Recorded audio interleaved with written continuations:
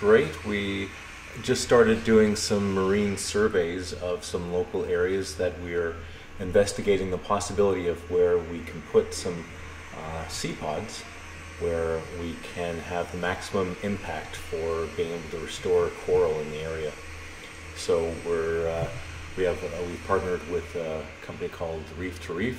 They're a restoration company that works on coral restoration and doing a lot of really good work with marine ecosystem restoration.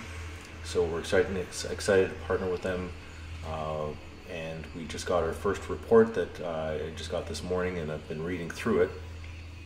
And they're looking at a couple different locations. I think we gave them about 6 or 7 different locations to survey, and this is the first report. The first location is going to need several survey trips just to do the initial pass of the data collection, and they have a whole system for doing this, and they made some recommendations on some equipment we should get to do testing, but it's looking pretty good. So basically what they do is this is the area we're looking at.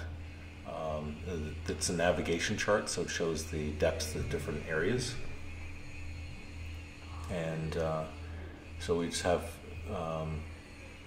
some lines that they put in the water so they can measure a meter and break that down into subsections and see what kind of sea life is present right now, so we know exactly what the starting state of the area is, and we can see, okay, what's the quality of the clarity of the water, what's the quality of the all the marine conditions, like the pH, what's the conditions of the coral.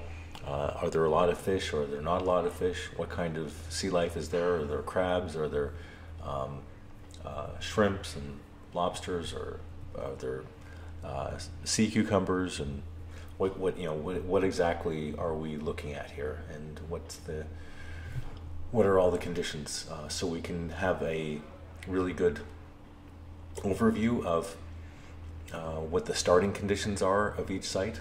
So if we proceed with doing any experiments in that area, then we can really have a good measurement of the before and after effects. So we have all the conclusions and some data that was collected. This is one of the ways of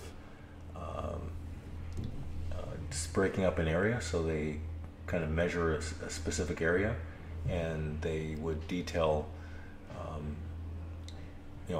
this is like a 1 meter section, but then they break it down into much smaller subsections, so we can really analyze in a very detailed way what's going on in each area.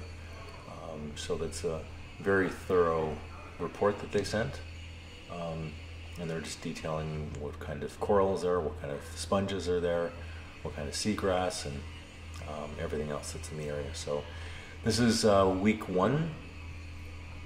We have at least 6 months of this research that we're going to be doing, that we've started with, and are excited to see what we can do.